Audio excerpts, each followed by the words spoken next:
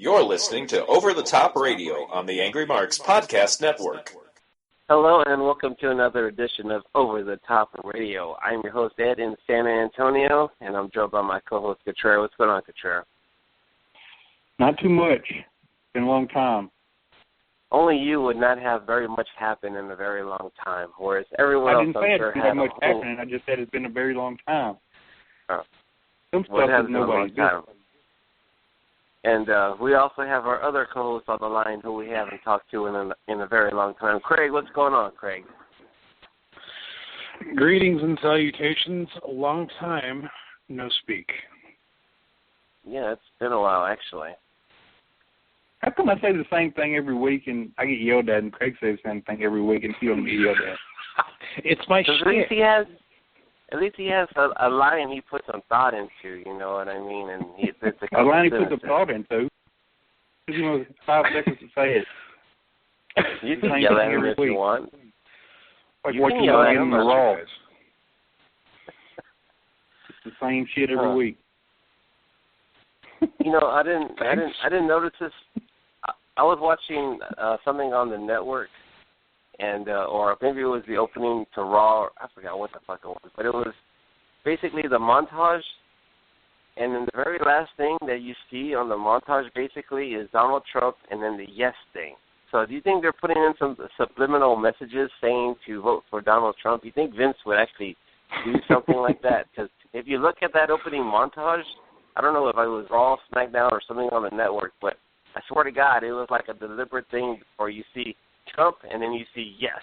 And it was like, what the fuck? This whole country's going down the fucking shitter.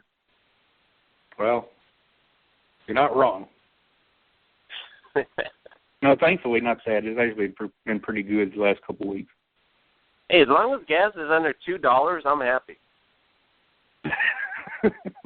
Well, you're an easy man to please. Yeah. I mean, really, that's the main issue as far as I'm concerned is fucking gas prices. Because, you know, when it's almost $4, it really fucking sucks. But when it's currently $1.85, that's pretty nice. This whole election's like one of those Pride Freak Show matches, you know, that they used to have back in the day. Just this whole thing's screwed up. Not that I pay that much attention, but I don't pay much attention to know it's all screwed up. So anyway, it's like Saturday Night Live is in charge of this whole election because everything is like a skit, like they used to do at the Saturday Night Live. Yeah, it's they want Trump to be in there for a long time because they've got loads of material to concentrate on if he's there. It's like a whack job, man. It's like a parody of a president with him in there, isn't it? Jesus Christ. Yeah. And I don't even pay that much attention to it, but I know Donald Trump. I know he's a fucking idiot. He's a rich idiot, though. Well, he's a whack job is what he is. How can you talk about a freaking WWE Hall of Famer like that? There's plenty of whack jobs in WWE Hall of Fame. He's not the only one. Well, that's true. That was a bad point in my part. Anyway. I don't even pay that much attention, to be honest. And the thing my dad's into that whole election stuff, and he just goes off on it all the time. I'm even trying not to pay attention to him. But he yells at the TV. All right, guys, we got religion next on the topic. We've already talked about politics. Okay, go. Well, who says we're done with politics, though? You know what's weird is usually there's at least one decent candidate for the presidency. I mean, it's not like I care for Hillary either, you know what I mean? I actually would have preferred for the old man Bernie to have stepped up because I just never have liked Hillary when she was, you know, the brooding first lady who caused Bill to have to cheat on her. I blame her. And stuff, and that's why he got the Hummer in the office, and stuff. But I'm not a biggest fan of her, so it's like I don't even. And then part of me, the evil part of me, wants to vote for Trump just to fucking, you know what I mean? Like the Jesse Ventura kind of thing when he won the governor. It's like you kind of want to vote. Not that I could have, but you're like, I hope they vote for him just to see what the fuck happens.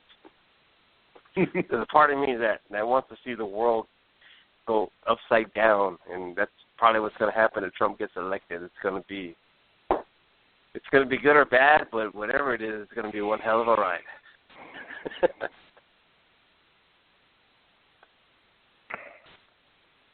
But I guess that means we can move on since there's no response to that. Yes, please. Yes, please. Let's. Sorry to bring all that up. I just don't know why I brought it up. Well, it's amazing we haven't talked about it really since it started. I mean, you know, there is a wrestling connection. Jesus Christ. I mean, like I said, WWE Hall of Famer. Mm-hmm. Well, since Craig was trying to change the subject earlier, what do you want to talk about, Craig? What do I want to talk about? Yeah, what would you like to talk about?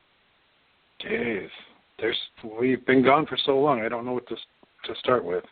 I want to talk about the final deletion. Did you watch that? Yeah, I did, and it was amazing.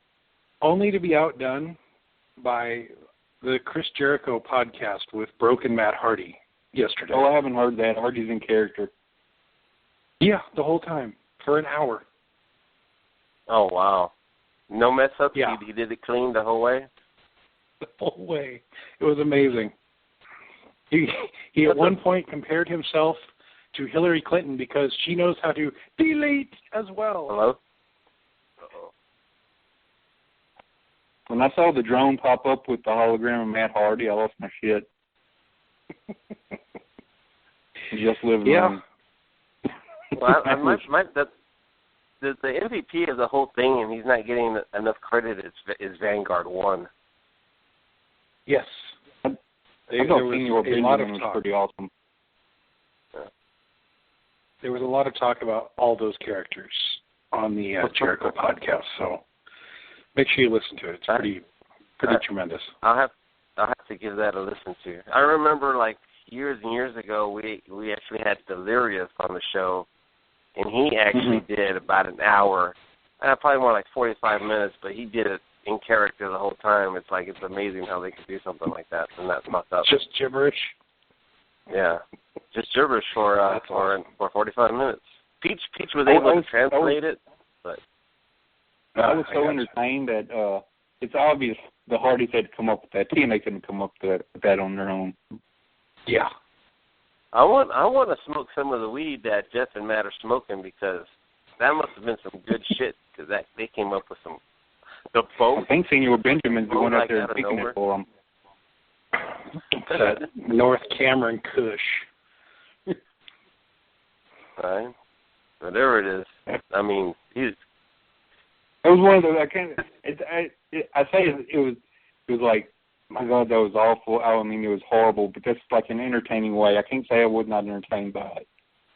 You know, it was bad. You know, at some point when we were all kids, thought about, hey, get our friends together and let's like make a little movie and something like that, and you think of all these wacky things, and you never did it, and it's like the Hardys did it like 30 years later. This is like they planned this like from their childhood, and then all these years later they're able to finally make it into a movie, and it's fucking awesome because that's what it's like. It's like the whole thing is something like a couple stone little kids would fucking think of, you know. Mhm. He's got to win some kind of award in the Observer this year for his character, I think. Yeah, he's pretty good. It's funny.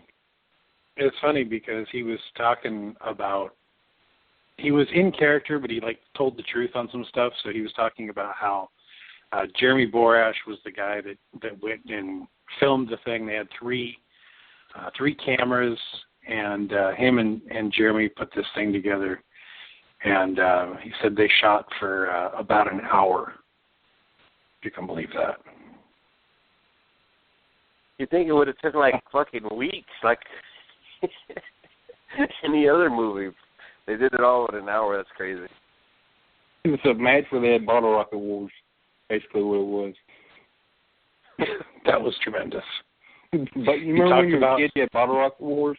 Did you ever do that? Of course. What do you mean kid? Until you got pissed, it was time to stop. Well, okay. I remember because they after a while they banned the little bottle rockets here. Well, at least they did here. You could shoot off the big bottle rockets, but the little, like the black cat bottle, they stopped selling those. So after those wars went away, what we would do is we'd get a used Roman candle, and we would just unwrap a bunch of black cats, and we would put it at the end of the Roman candle, light it, and fling it across the yard at our friends. But yeah, we used to have awesome bottle rocket and then black cat wars. Yeah, he talked about the dilapidated boat, and like he gave it a name. I can't remember exactly what it was, but it was amazing. It was a great podcast, and everything. He had like this backstory on the character about how he suffered some trauma in the original match with Jeff, and that's why his hair is white in the front now, and it's from stress and blah blah blah blah blah, and he has this enlightenment from the seven gods and this and that and the other thing, and he is a soul, and he knew Chris Jericho's soul, and blah blah blah blah. It's so amazing. He has a backstory. He has an end in mind. It's pretty tremendous. I know they were planning to do a sequel called like The Final Liquidation or something like that. I heard recently. The Liquidation. Okay. It seems like it. I don't know. It's one of those things that I wouldn't try to do again because you wouldn't be able to match it. So exactly. I mean, it makes me in no way want to watch TNA, but I do. Whenever they do some stuff like that, I will watch it on. Actually, the best thing was we watched it on YouTube, and it had the Brian and Vinny commentary with it, so that was even better. Yeah, I still haven't seen the director's cut yet, but I've heard that's really great too. Apparently, they say you would have had to watch an entire episode of Impact to get the whole thing because they aired it like in pieces throughout the show, so I wouldn't have lasted.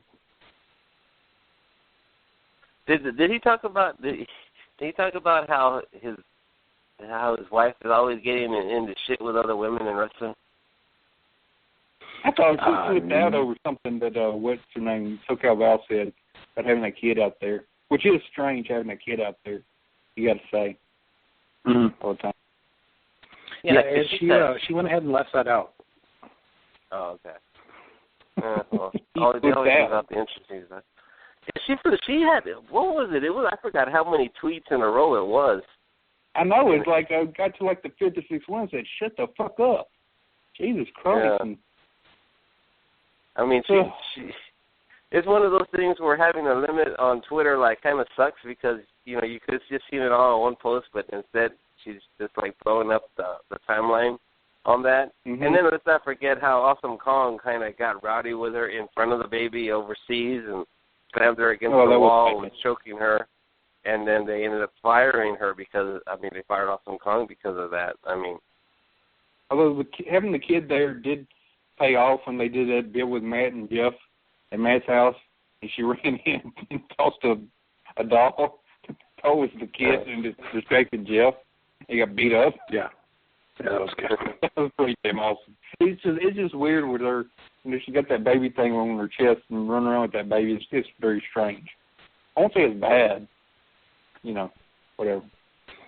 Speaking of women going off on each other on Twitter, did either of you guys see the exchange between Melissa Santos and Cody Rhodes' wife? No, I missed that. Okay. I missed apparently Twitter drama. They were at the gym or they passed by, and Melissa went to say hello to Brandy, and that's her name, right? Brandy, yeah. And Brandy kind of blew her off a little bit, so Santos told her that, introduced herself, said she was Lucha Underground, and then when she heard Lucha Underground, Cody's wife wanted to talk to her, and then Melissa Santos just turned around and walked off, and then they just started going at it on Twitter, for like a day. Girls just weren't getting along this for that week, man. It's crazy. I don't know how much work Ribby's cat had done on her face. Jesus Christ.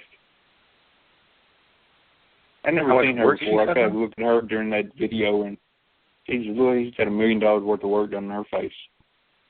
I think so, huh? Yep. Okay. Oh, they've all had work done. We just don't know about it. Oh. Well, some of it's very obvious. Sticks out. Yes, some literally sticks out.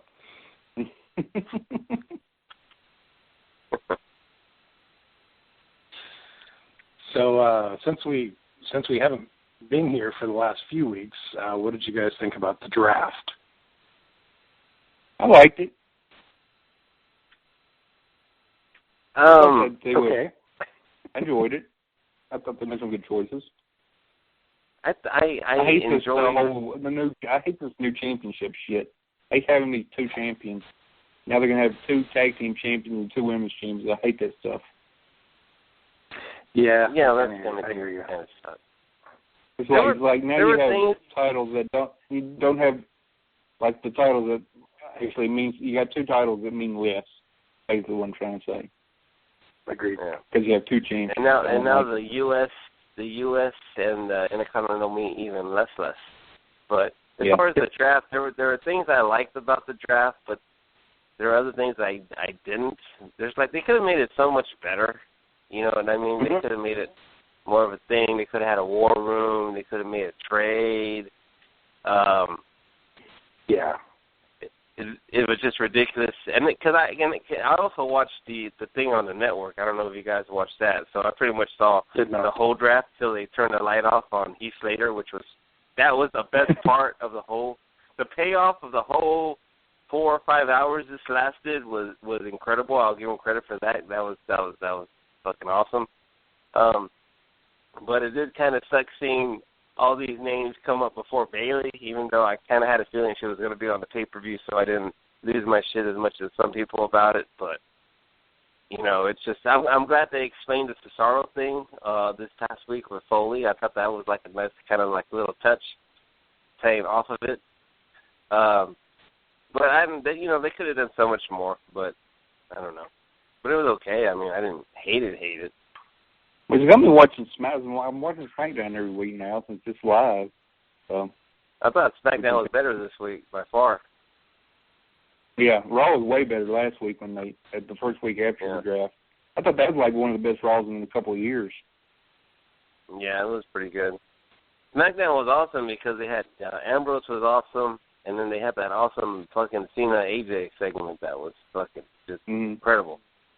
So I thought they were, and then American Alpha debuting. Yeah, I still have to see it. I thought the Raw right after the draft was just ridiculously great. I loved every part of that show, and I didn't even honestly mind the Braun Strowman squash. But it was that. Just bringing some goober in every week to lose. I like the little squash match stuff they've been doing with Braun Strowman and Nia Jax. And I like how they added the little interview before too. You know what I mean? Yeah. Yeah.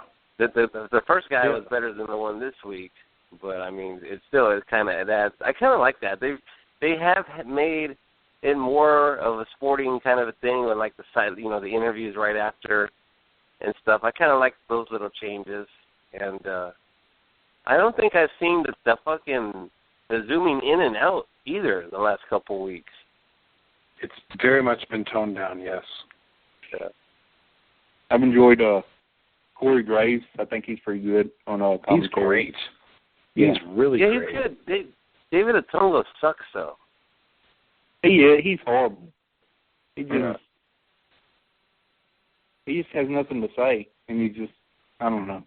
It's like nobody's telling him what to say when they should tell him what to say. I don't know what it is.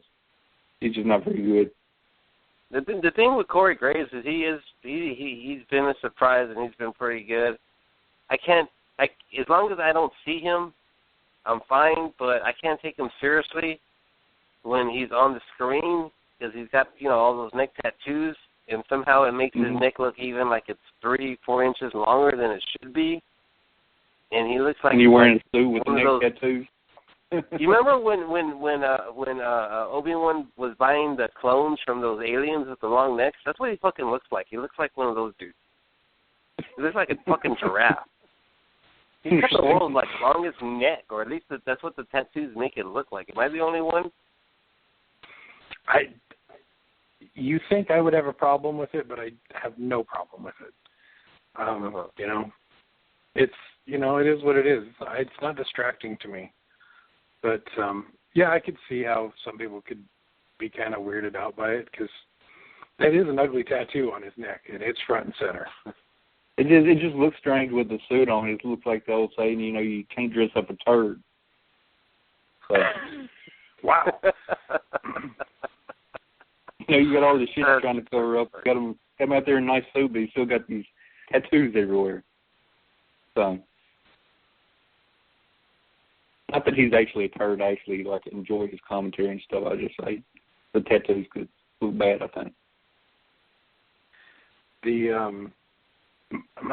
I've been loving Morrow on SmackDown and the Cruiserweight Classic. That's been really good. That guy has been great for such a long time, and he and Daniel Bryan have this amazing chemistry on that show. And last night that Ciampa and Johnny Gargano match, that was so good. Unfortunately, I've only watched the first episode, because I think I've been saving up to watch 2 or 3 in a row, because I really enjoy it. So it's an easy watch, and it's an hour. It goes by really quickly, and everything's good on it. It's kind of almost a throwback, I like the graphics at the beginning when they're about when they're promoting the match. It looks like something out of a video game where they both fly up on the screen trying to kill each other or something like that. Yeah. I think that's pretty good. I was going to say Daniel Bryan, I think, is even better than Morrow. And I wish he was on SmackDown as not the GM, but as the announcer, because there's nothing better than hearing Daniel Bryan just marking out for something. I mean, it gets you excited, like the way, how Jim Ross would get you excited during a match. Yeah. He wouldn't be the same style, but he'd be marking out so bad, you'd be like, I need to watch this pay-per-view. I need to see this show. And I think he'd be even more effective that way than as the GM. I mean, he blows me away on commentary. It's so different, and it's just awesome. Yeah, definitely. Yep, they're a good team. I would. Cruiserweight stuff is good until they debut on Raw and they get laid out by Braun Strowman in their debut. They're going to bring back Scott Steiner to put 3 of them in the Steiner recliner. What's funny is, they're saying they're going to bring back the cruiserweights, and Craig, you've been watching the Raws with this cruiserweight tournament, or lightweight, I forgot what the fuck it was. But lightweight. Seeing how bad all that is, do you have any hope at all now that they'll fucking do something better? It's funny because, back in the day, 19 years ago, that Brian, Vince, and myself have been reviewing those episodes, the cruiserweights on WCW were so far and away superior to what the WWE was doing. It's just a fact that WWE saw the success of the lightweight guys, and then they decided to do their own thing. And here's the thing. They didn't see it. They heard it. They heard about these lightweight guys. They didn't see it, so they had no clue when they actually tried to do it themselves. So they brought in 2 very, very top high flyers, and then lost one of them pretty much immediately in Sasuke and Taka Michinoku. And I don't care on what planet you're living on. In no way is Taka Michinoku better than Rey Mysterio. He just isn't. And then they had all the luchadors and whatnot, and WWE responded by bringing in Pantera. Brian Christopher. Pantera. Oh yeah, that's true. They brought in all those AAA guys, and I think maybe one of them was any good. I think Hysteria was really good, and they just didn't know how to book them. And now that WWE is the only game in town, it's funny to me because Stephanie obviously wanted to have the cruiserweights on her show because they're what's hot right now. Everybody's talking about cruiserweights, and lightweight guys are making the biggest noise on the indie scene. And Hunter knew that.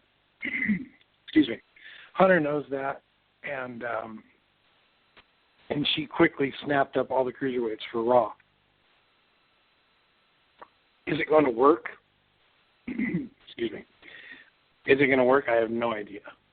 But they're doing it correctly with Hunter in charge over at NXT and Full Sail.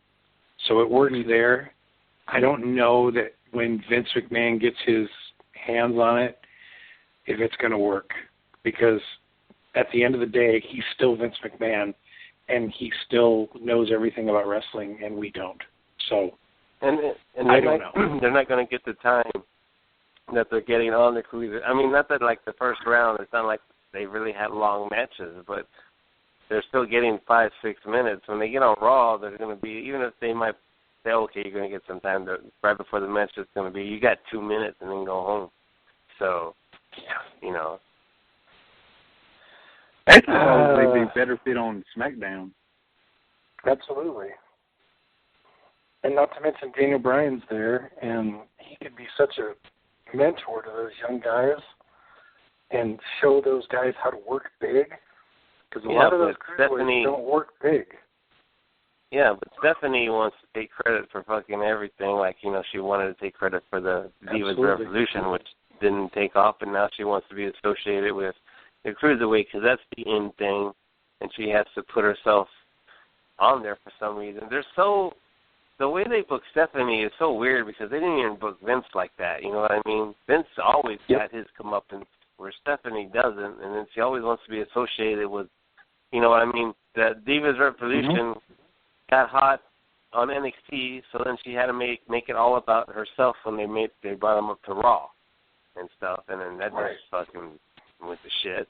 And she's going to do the same thing with the cruiserweights. She's going to come out with the cruiserweights, make a big deal, then they're not going to book them, and then it's just going to fall apart probably. I mean, I don't know. I hope you're wrong, but yeah. I figured that they just had Foley the GM because there's somebody she can fire. Maybe. I was actually hoping maybe they bring back Eric Bischoff or something for the GM. Seemed like he could. He's always liked him. I don't know about this. I wish that they would at least have done one of the one-night things like they did with Vicky and Teddy Long and what's his name that married the Bella's mom. You know, have him come out one night and do that. I don't know if I'd want to see him there permanently or for a while. But hey, Jinder Mahal's back, so that's great. Yes. All the people that bring back fucking Jinder Mahal. Bring people strange names to come back. Jinder Mahal. Yeah, they couldn't get Luke Gallows, so Jinder Mahal. I do like how they're bringing back Shelton Benjamin, and hopefully we can get some Shelton Benjamin and Jack Swagger against America Alpha matches. I think that would be fucking awesome. That's not a bad idea, yeah. Yeah. And then we got like a newly elected senator or I don't know what the fuck representative or whatever the fuck Rhino is, but Rhino's back too. He's at least better than Ginger Mahal. I'm glad to see Shelton back, though. That guy is always... I think he was very underrated. He was. And Charlie I hope he does well this run. Yeah. And everybody knows him because he had that one awesome match with Shawn Michaels, but he was a good worker. I don't care what anybody says.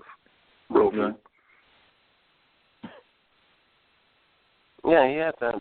I haven't seen a lot of his stuff since they moved over to Noah, but, when he was in New Japan, he was having great matches on the G1 with everybody and stuff, so he's still good. I liked his mom. I liked his mom. His mom was tremendous. They should bring her back. She was amazing. Did they? I thought they killed her off. Did they kill her off? I can't remember. She may be dead in real life. I don't know. She might be. I have to look it up now. I just remember him wheeling her around in that wheelchair, and I can't remember what he did, but she was just scolding him from the chair, and smack your black ass, and Shelton busts up on screen just as it's going dark. She was awesome. I saw her do I'm talking years and years and years and years and years before I had seen her do her stand-up routine on HBO or something like that.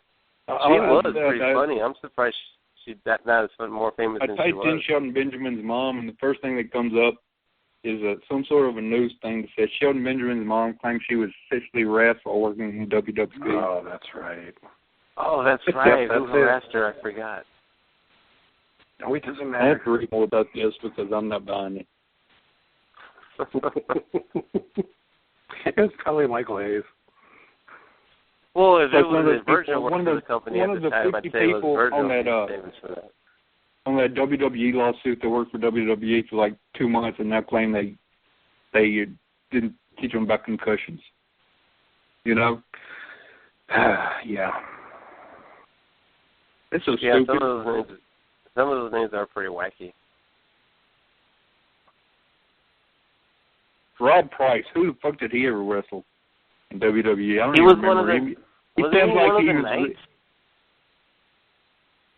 I don't know. He sounds like somebody that brought in for a dark match and then they didn't hire him. Yeah. Jesus Christ! For 2 days, he destroyed your head with bullshit.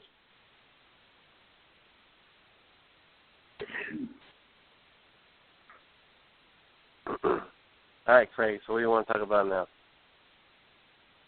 Man, I just brought up the last one. This is your show, brother. I didn't think of anything to talk about. I actually want to talk about the Batman Killing Joke, but I know you all probably haven't even watched it.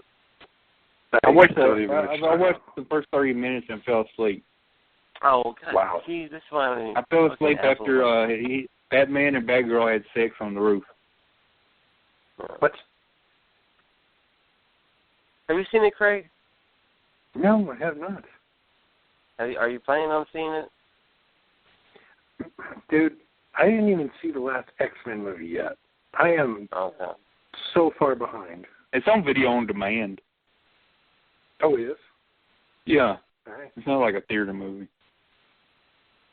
Well, they actually they did do one of those limited city engagements for 2 nights, and they actually made money. They actually made a lot of money for what it was available to.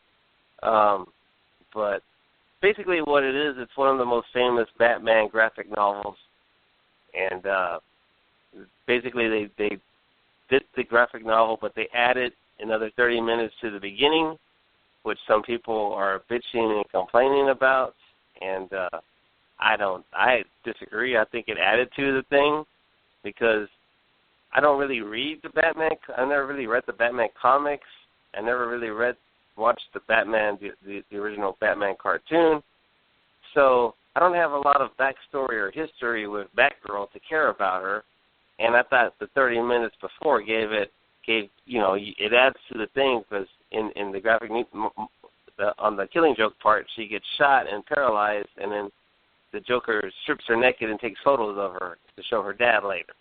So to me, it added it because it made me care about her before that happened. So it's more interesting. And then it ends with her becoming a different superhero character altogether. So I thought it was badass. I don't know. I guess Couture got bored and fell asleep after he watched the first 30 minutes of it. Yeah, I had a hard time getting into the animated stuff. I try to watch like Marvel animated shows and stuff like that. I just can't get into them.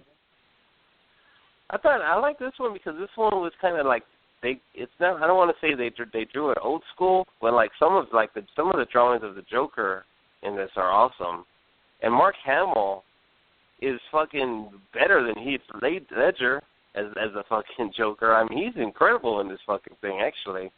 So it's actually, and it's dark as shit. I mean, it's not a happy story whatsoever. But I liked it. I thought it was one of the best things I've seen from DC.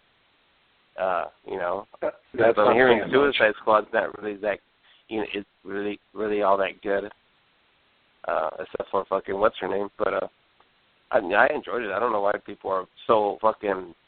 Why the first 30 minutes is so people are getting so in uproar about it. I wasn't in an uproar. I was just bored. Yeah, I can't blame Batman for fucking her. She was hot for a cartoon. I saw the 3-hour Batman versus Superman. I thought it was pretty damn good. Did you see it? The director's cut? Yeah, the Ultimate Edition. No, I haven't seen that version yet, which I guess I should because people are saying it's better. But, I mean, as far as what I saw in the theater, I just thought that movie was all right. I mean, it was good, but it was nothing to, like, write home about. I brings the whole story together, makes everything make more sense. The 3-hour version. Have you seen the trailer for Justice League? Yeah. Mm-hmm. Okay. I'm still haven't decided how I feel about the Aquaman parts, but goddamn, the parts with the Flash is fucking awesome, and I think that's gonna make the movie, and it's actually making me want to see it. I just thought the parts with the Flash were just tremendous. Well, they put I think the last minute they added him into Suicide Squad in a cameo. So. Oh well. Wonder Woman looks really good. I think that looks like the best one. Did you see that trailer? Saw that one? I actually haven't seen that one yet. That looks great. Yeah, that's been out for a couple weeks since Comic-Con. And so was the other trailer I saw. So Kong Skull Island, I'm looking forward to seeing that. Oh, that looks unreal. Mm-hmm. They're setting up their own universe there because he's going to fight Godzilla in a few years. They had to make him, like, really big. This isn't like the apes that fill off the Empire State Building. This is, like, a lot bigger. So. This is the first one's daddy or mom, then. We're just coming one step closer to that. I hope we get the video game movie. I hope we get the Japanese version of Godzilla vs. King Kong when they make it in the future. I want to see Godzilla. Yeah, and you know how they have the one where Godzilla wins? Yeah, there's two versions. There's one where Godzilla wins, and there's a King Kong won, and then the Japan Godzilla won. God, that King Kong was horrible in the movie.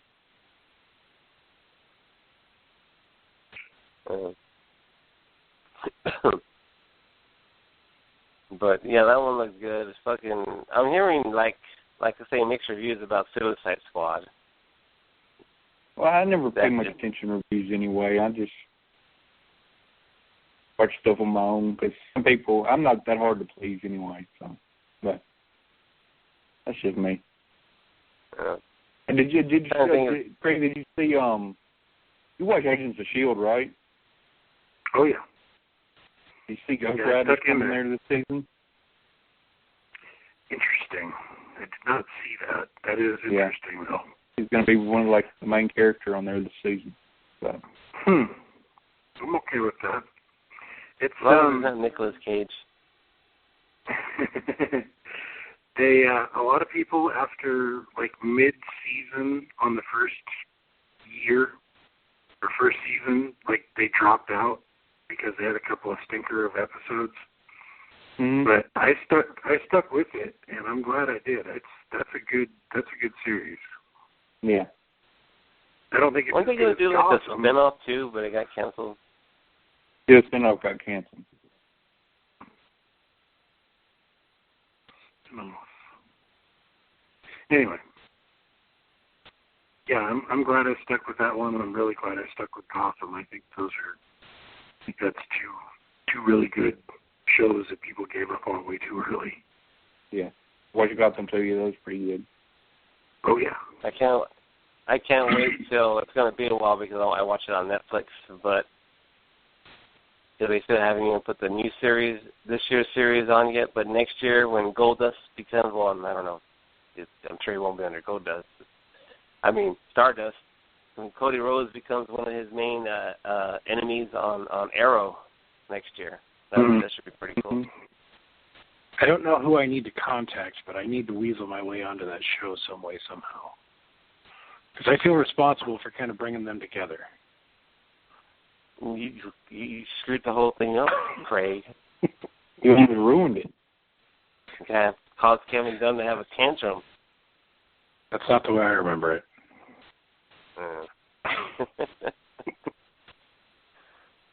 But that should actually be pretty cool. It's weird having the Justice League movie and having the Flash TV series at the same time with two different Flashes. It's strange. Yeah, that is kind of true. But I kind of was like, because I had heard it was going to be a different Flash, but I was like, why don't they just use the kid from the TV show? He's decent. And then I saw the trailer, and like I said, I actually like the guy from the new one. So I think it'll be fine, but it is kind of weird. Some people are good, like the TV Flash is a good TV Flash. I don't know if he'd be a good movie Flash. Yeah, that's true. Isn't it funny, too, the characters that were kind of the young punks in the comic books, they finally got them right. Spider-Man and now the Flash, they finally found the right guy for the part. Mm-hmm. Took them this long, but they finally figured it out. They're finally bringing up. Well, the Supergirl's coming to the CW this season. It's changing networks. It's going to be part of the whole Flash and Arrow universe or whatever. And they're going to be doing the crossovers and stuff. Interesting. I watched Supergirl. I was kind of when I first saw the first trailer for Supergirl, I thought it kind of looked stupid, but I watched the whole season. It's really good. And they're actually going to have and then the season premiere, they're bringing Superman. They're going to have Superman on there for the first time, so that should be pretty cool. Cool. Oh, I told you guys I went to NXT. That's right. Yeah, that's why we didn't do a show last week. So anyway, I went to NXT last week, and all I gotta say is they need to fucking make a trade for this fucking Sin Andres, whatever the fuck his name is. Send his ass back to Mexico for Valador Jr. or somebody else, because this guy sucks. I mean, it's funny because they brought him out, and he's not wearing white this time. He's got his fucking black tights, black suspender, black hat. Couldn't tell if there was a feather or not. It might not have been, but he's in black. And then they bring out fucking Blake and Murphy, and I'm like, oh, this is going to suck. Anyway, turns out Blake is from San Antonio, so they announced that, and he was playing it up, and everybody, I guess, knew that somehow. So he was over. So they start the match, and fucking La Sombra is fucking working heel. I can't say he's a full-blown heel, but he's working heel. And it's actually, to me, it was like kind of working. It's like, man, he's looked better than I've seen him. He's doing all right. And then this fucking match just fell apart, and their timing was off on like the next 5 or 6 things, and it just totally sucked. Somehow everyone was forgiving of Blake because he stayed over for everything he did throughout the match, but, like, it just, like, fell apart. And it's like, this dude is not helping his fucking cause. They just, I don't know, I don't think it's working. Let's fuck it, before they ruin him, let's send him back to Mexico and let's get Valador Jr. and give him a shot. He's got a better body anyway. But, yeah, that match sucked. I can't say the match sucked. It was okay, but like I say, it fell apart for a while. As far as everything else, they had, and it was weird because I thought they were all the ones that got drafted weren't going to be on the show, but they pretty much all were. Alexis wasn't on, but they had Carmella come out, and she starts cutting her stick, and then she says she wants to try some new lines, and then I guess she's not used to these new lines because her voice was going from accent to not accent throughout, kind of, like she couldn't hold her accent the whole time. And she was wearing, if you saw SmackDown, she was wearing these gold boots or shoes or whatever. So anyway, she comes out, and then they announce a tag match. So she comes out, cuts the promo, and then she gets cut off by two new girls. One of the name is Mandy Rose, who's a fucking hot blonde, and she's already better than Dana Brooks. And but she also had some gold. She had some gold boots on too. And unfortunately, NXT missed out on the battle of the gold boots that they could have got a program out of. But she was, like I say, she's green as shit, but she's better than Dana Brooks. And then she was teaming with Daria from Tough Enough. I don't know if you guys remember her. She was like the MMA chick. So she comes out. She comes out, and she's kind of dressed like she's gonna get into like gonna work out doing Muay Thai, right? Like the shorts, and comes out and she's got fucking MMA gloves on, right? So they both cut an interview. She gets the gloves on. Mandy Rose starts the match. Daria's on the outside, and she's there with her gloves. So finally she gets tagged in the match, and she gets in the ring, and the first thing she does is take off her gloves and fucking jumps down. It's like, fuck, I thought she was gonna be like Brock and wear the gloves or whatever, but I thought it was stupid that they ended up taking them off right before she gets into it. But she had a couple good takedowns. She actually, green as shit, but she actually looked confident, as green as she was. And then they brought out Bayley, and then the place went crazy, and then Bayley was awesome. And it's a little theater that it was at. And so the stage was on, the ring was where the stage would be, and they had room for two of the inflatable guys. I didn't think they had any at all, but they had two of them. And then the best match was Revival against Gargano and Ciampa, and that match was pretty badass. They're gonna tear it down at the takeover thing. I mean, it was really, really, really good. Finally, like the refs, there's all these near pins, and then it looks like it's gonna be the pin, and then one of the Revival pulls the ref out, and then they get disqualified. So real shitty ending for like an awesome match, but that was awesome. And then they had Austin Aries working full-blown heel against I forgot what number he was in the pro wrestling, in the Sports Illustrated top 101, but Kenta Kobayashi came out of retirement, and he wrestled Austin Aries, and they had an awesome match. And it wasn't as hard hitting as when we saw Aries and Kenta Kobayashi back WrestleMania weekend in Houston back in the day, back when Kenta Kobayashi was in his prime, before he retired and came back out. But so there's a Kenta Kobayashi and there's a Kenta Kobashi. Right. Well, they kind of both have the same names, but they told Kenta, we already have a Kenta Kobayashi, so you're just Kenta. Oh, yeah. So are you talking about Hideo Itami? Hideo Itami. Yeah. Okay. Yeah. Well, see, what happened is that guy from the Sports Illustrated thing, he thought Hideo Itami was Kenta Kobayashi. He got him confused, and he was talking like it was the legendary one and stuff. So that's why I was saying that. You mean Kenta Kobashi? Yeah, Kenta Kobashi. Okay. Yeah. But it just proves how much Aries and Hideo Itami had an awesome match. and then they had the main event was I was worried because I heard it had been the Drifter in a lot of cities was Joe's tag team partner, but basically it was Finn Balor making his it wasn't his last show, it was his third from his last show, but I think there's a promo of his last farewell speech. Basically he gave that to us too here, so everybody in these three shows got it. So it was Finn and Sasuke against Samoa Joe and Bobby Roode. So big upgrade from the Drifter being in the match. So it was really good. It was really good match. That was the main? Yeah, that was the main, and then that's when Balor gave his farewell.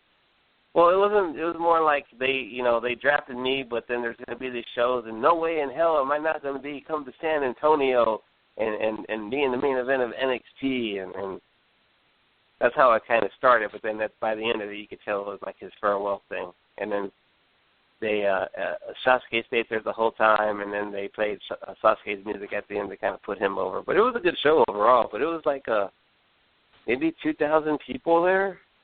If that, because like I say, it's a small theater, totally sold out. I mean, it was totally sold out, but it was pretty cool.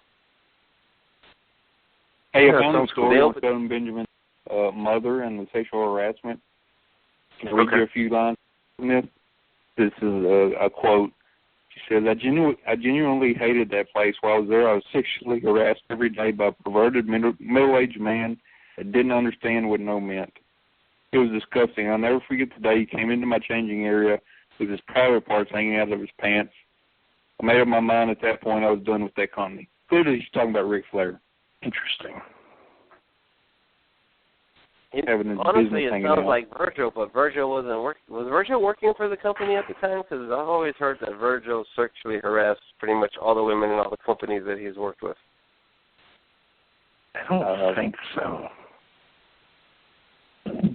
Sure, he was at a card show by himself or something that day. Yeah. I'm telling you, he's in the subway selling gimmicks, $5 each for a picture. Man has no Basically, any woman in wrestling who's ever worked a show or something with him will tell you that he's kind of, maybe not harass is too strong a word, but he hits on basically everybody or all the girls, no matter who it is. Well, that way your odds are better that way, Yeah. Yeah, because, they might all say no, but when that one finally says yes, there you go. Yeah.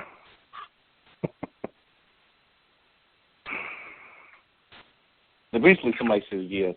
So. Eventually. Yeah. But anything else you guys want to talk about? Because I actually wanted to try and wrap up. Were this past Monday, were they cheering Roman more because he wasn't in the main event no more? I just think it depends on the town that they're in. You know what I mean? I mean, they just, some towns hate him, and I won't say some towns love him. I just think some towns are more tolerant of him. Where were they at? Atlanta? Anything to do. Yes, that sounds right. Okay. They cheered him a little more because he stood up against the foreign monster, and the foreign monster, the week before the Olympics starts in a city that hosted the Olympics. So, and Atlanta is Old South, and Old South, you've always had the Russian monster, the Japanese, or the stereotypical. So I think it's just a city where he was going to get cheered a little more just because of who he was standing up against. Had that happened in New York or somewhere else, totally different story. But I think where it was at is why he got cheered a little more. And I think that's the main reason. It's not a bad theory. Yeah.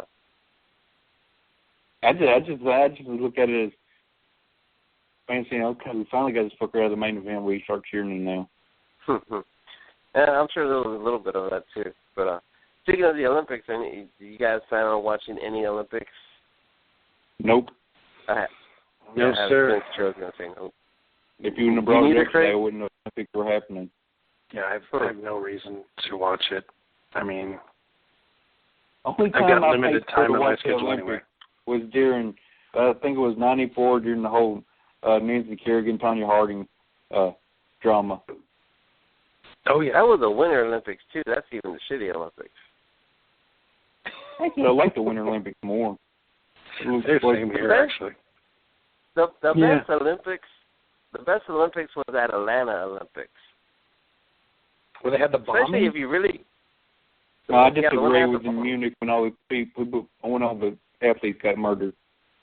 I'm kidding. No, the 1980s Olympics.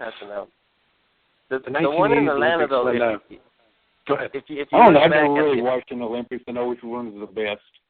I would just the Tonya Harding thing and Nancy Kerrigan thing obviously sticks out in my mind because it was such a big fucking deal. Well, if you let me say why the Atlanta ones were awesome, it's because if you look back, you'll see that Kurt Angle with a broken neck won a gold medal in Atlanta. Which I didn't know at the time and don't care about now. Yeah. Mark Henry, who we kind of knew at the time, was there, but he choked. He choked. He blew it. And then Ronda Rousey won a medal. And it also had the Dream Team. Wasn't that the original Dream Team was in Atlanta? I thought that everybody did because the players were too good that they picked for the Dream Team. Yeah. And couldn't nobody beat them. Yeah. So, and then, they beat everybody by, 100 points a game, so they had that. They had, and then they had the Magnificent Seven. Kerry Strug fucking fighting back the pain and fucking hitting that landing, and the women winning their first gold medal was awesome. I cried. I don't know. I still pop when Tonya Harding cried about her shoelace coming undone. Did she cry more than Kerrigan when she got hit? Isn't she from your neck of the woods? No, she's down in Oregon. Oregon. It's about 3 hours south of here. Okay. But yeah. How the fuck did they even let her back in the Olympics to compete? What I want to know. I'll do you one better than that. After the Olympics, Conan ran a lucha show in Portland. I remember this. Do you remember this? Yes, I remember. He ran a lucha show in Portland at the horse track stadium.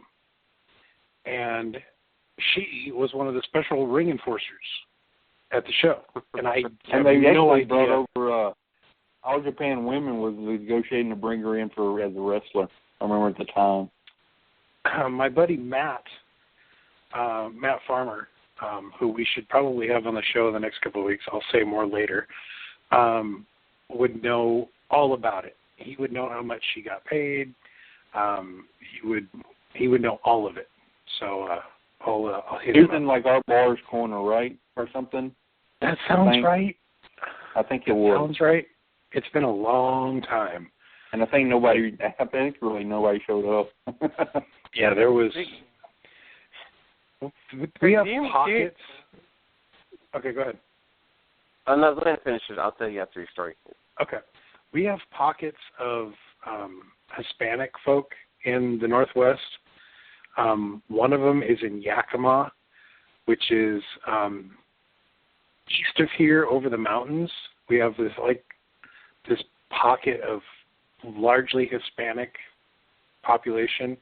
And then down in Oregon, in Hillsboro, Oregon, is another very massively Hispanic population. And so when they run lucha shows, they hit those two areas really hard in this state and in Oregon. It's really weird.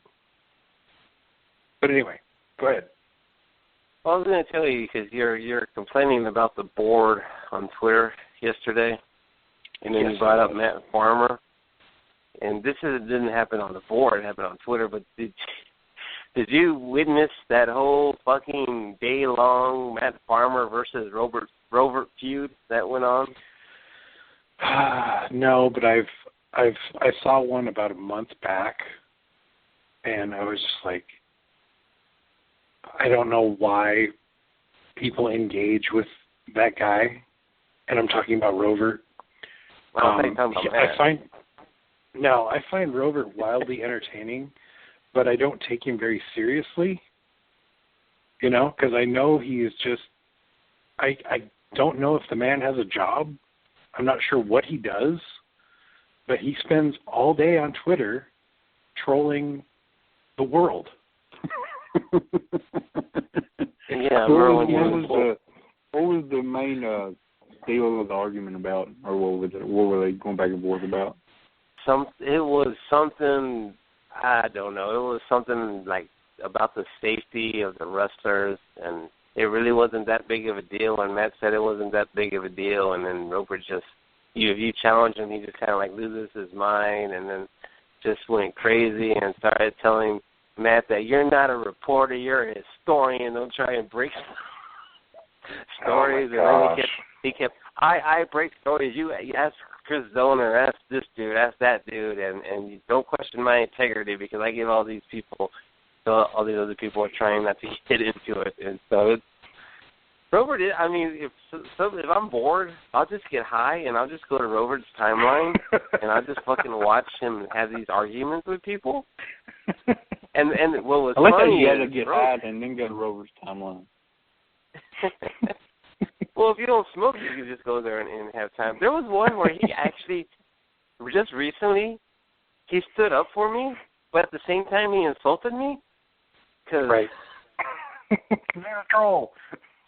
I haven't seen him on Twitter, and I mean, in a long time because I don't go to Twitter much. I just remember he had this little picture of someone at a keyboard, and he had a magnifying glass, like he was just like examining the internet or something. It's like the funniest thing I've ever seen. And that's pretty much explained it. Right. Unbelievable. We need him back on the board. We need him back on the board. He's in like a day or two if he started posting. He's on the board. He just doesn't post because he knows he'll get banned for life the next time. So, yeah.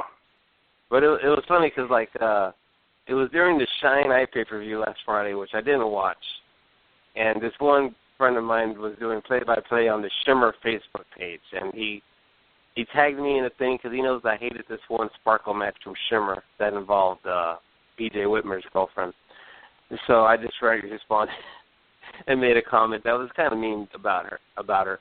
So some girl from that Facebook page goes on Twitter and makes this big, who has a private Twitter account, so I couldn't even see it anyway, but she put something about this Edmond San Antonio is quickly becoming the most annoying wrestling fan or some bullshit or whatever. And then it was funny because then Mia, I guess, is friends with her, and Mia, me and Mia are close, so Mia told her that she likes me or whatever. And then Rover, he puts me over by saying that I do all this work and I get very little credit for it and all this stuff, and then at the very end, but he is annoying as hell. I just lost my shit, dude. It's like, you can't even compliment somebody without insulting. Build them up to tear them down. Yeah. But like I say, every couple of days, I'll just go down his fucking timeline and just watch him engage all these people and get in these fucking arguments. And then you look at his Twitter account, and if you just go to his page and look at his Twitter account, you're like, how the fuck does one man have so many tweets? And then you go down his page, and you're like, yeah, he posts about 10,000 times a day. Yeah, it's unbelievable. Like I said, I don't know how he finds the time.